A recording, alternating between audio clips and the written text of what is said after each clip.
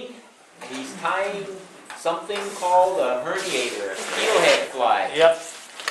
Lately, there's always been a tremendous amount of trout flies going on, and this is steelhead season. So I figured, well, since I do a lot of steelhead flies, I'll do a pretty simplistic steelhead fly that works very well both on the Klamath and the Trinity. I've used it quite a bit.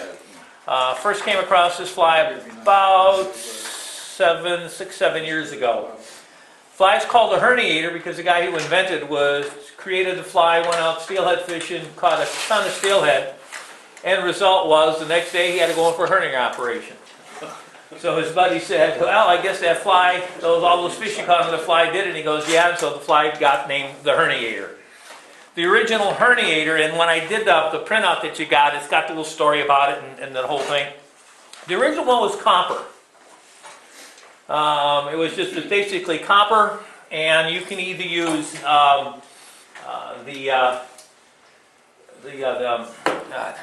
braids, and I've got some blue and the green. You can even use some of this acrylic fly tying materials. This is a rainbow.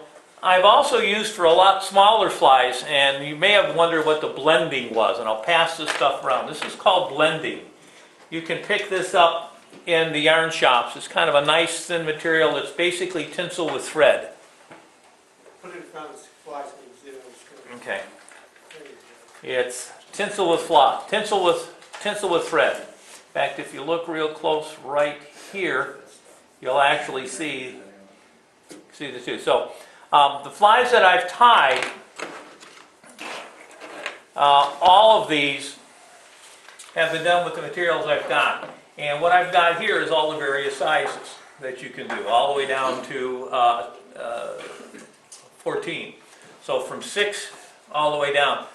2 larger ones I've done actually using, when he developed the fly, he did them on the TMC 200R because he wants the 3 extra long. I've also done it, and I've got some done with the mustad hooks, if you want to do them for steelhead. And I've got hooks, both 6s and 8s. I tend to use 8s when I'm fishing the Trinity and the Klamath with this. I like 8s and 10s. He created the fly originally as a 6. So whatever your desire is. And what I want you to do when you take a look at this is I've got a variety of the colors. All the colors I have here. I've got the rainbow. I've got the rainbow. Where is that? The rainbow here is actually the braid. This rainbow here is the blending, and this is some more blending. This is done with crystal flash. So pass this around. What I happen to like because of the flash is I like using copper crystal flash, just a copper colored crystal flash. If anybody else wants to use purple works, almost any color is going to work. I honestly don't think the fish care a whole lot about the color. I think it's all about bumping steelhead in the nose. I think presentation is far more important. One of the advantages of this fly is it creates a lot of movement. If you look at the fly and look at the pieces, there's lots of movement within the given fly because you've got either the partridge, a soft tackle, or you've either got guinea fowl soft tackle on it, or you've got partridge as soft tackle on it. So either one will work because you're looking for a model dark black and white or brown and white movement on the fly. The peacock, I guess he chose peacock because it seems to be a fish catcher. I'm not 100% sure why fish like peacock, but they seem to. So one of the other things that I do a little bit different is that he would normally use, and I'm going to show you the techniques, instead of using a thread loop as a twist for your peacock to strengthen peacock, I actually use wire. As you can see what I'm using for wire, it's nothing more than some real fine construction cabling. Found a chunk of this thing, and I found that a single strand of copper wire is all you really need to make it work. And what is it used for again? This is going to, we're going to be using, instead of using a dubbing loop for our peacock, or wrapping it with thread, one of the arguments that I keep trying to teach is that when you use thread as a strength member for peacock, it doesn't strengthen the peacock. Because if the fish's tooth hits the peacock, it's going to break, right? But if it's twisted around thread, it's not going to break the thread, right? It's going to break the thread just as it's going to break the peacock. But it's not going to break wire. So I tend to twist my peacock or anything I'm twisting, instead of using a thread loop, I tend to use a wire. In this case, I use copper wire.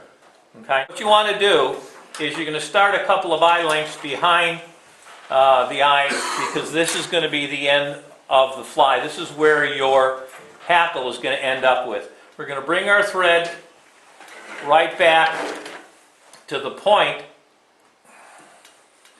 and then bring it up halfway again.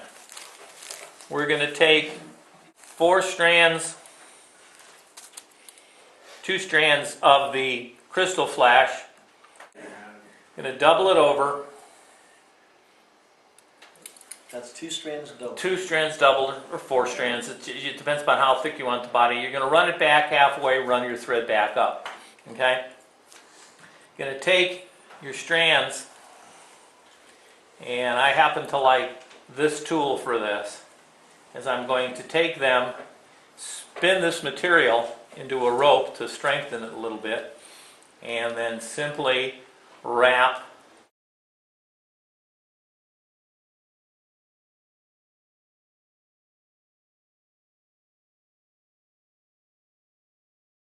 Okay?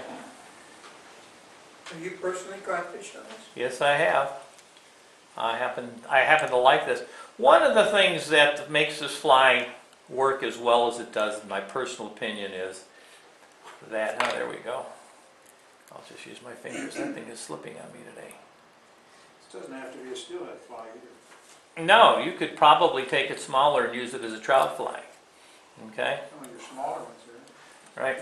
Now at this point, we would grab our peacock, and you want 4 to 6 strands of. Okay, we're going to tie these in by the tips.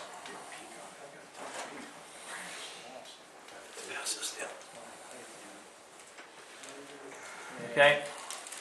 Now at this point, there's 2 ways to deal with peacock. One is the dubbing loop. We talked about that. The other is the wrap it. And I talked about the fact that wrapping it with thread doesn't give you the kind of strength that I would hope you would have. So what I'm going to take is a single strand of the copper wire,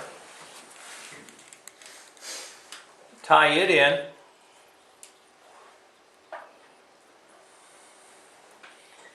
and then bring up both my copper wire and peacock together, and now I twist it.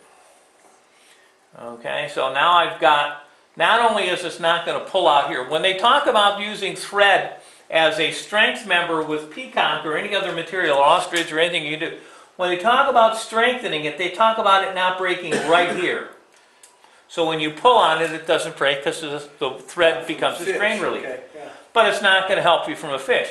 You use a piece of wire in there and it does both. It helps you as a strain relief, and it also creates a strength member. This isn't a surface fly anyway, so. No, this is a subsurface fly. So a couple ounces of weight won't hurt a thing. Okay? So now you're going to bring up a thorax, which is about half the body. So you got about half flash and half body. Okay? Then you're going to bring it forward almost to the eye, because you're going to use the rest of these strands as the wing. If you looked at the photo or at the fly, it shows both of them. So at this point, I'm looking for my wire. There it is. Okay? Cut off my wire. I come back to my crystal flash. And on this thing, you can either, well, I'll take 3, so it'll make it 6. You take my crystal flash, tie it in on top, a couple turns. This makes my underwing. Okay, then bring my peacock back. That's my overwing. Come back to the bend of the hook, cut the material. There's my wing. 2 strands of crystal flash? I grabbed 3. Again, how much flash are you looking for? You Okay. could use more or less crystal flash based upon how much flash you want. Then for the soft tackle, again, he called originally for using the guinea fowl, okay, or you can use partridge. I personally happen to like partridge, so I'm going to grab one right off the center of the back.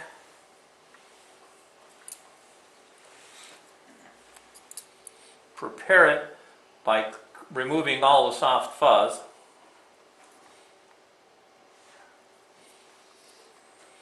Okay. I'm going to tie it in tip first. So I'm preparing to feather such. Okay. So I'm going to tie it in by the tip of the feather, shiny side up, right on top. Clip it a little bit short because I don't need it all. Tie it in with a couple of wraps. Grab my hackle pliers. Fold my soft tackle back. There's a couple ways to do it. You can use your scissors, or with partridge you can actually just fold it with your fingers. And a couple of turns. There we go.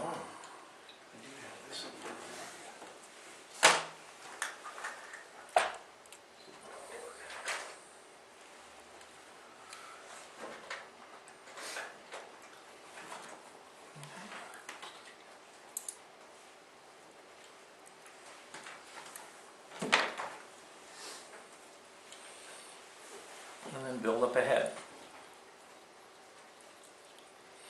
So it's quite a simple fly.